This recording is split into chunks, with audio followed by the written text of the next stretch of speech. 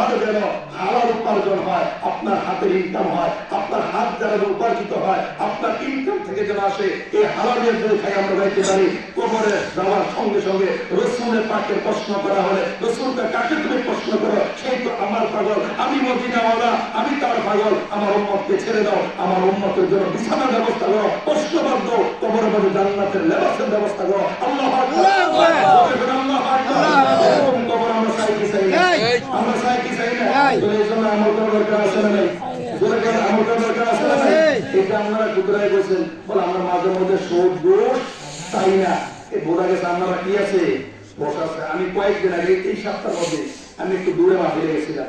তার কোনো মুসলমান খ্রিস্টান বানালেন, এমনিকার সব কি বেড়াও, খ্রিস্টান নাকি বেড়া। এই জন্য বোঝা গেছে আপনাদের ভিতরে কি আছে, হোশ আছে। যে হোশ তারে বলা হয় মানুষ। আল্লাহু আকবার বলেন না? আর বলেন আল্লাহু আকবার। এই হোশটাকে যদি আমরা যাইতে পারি তাহলে ঈমানটা মরণকালে নসিব হবে, ঠিক নেই?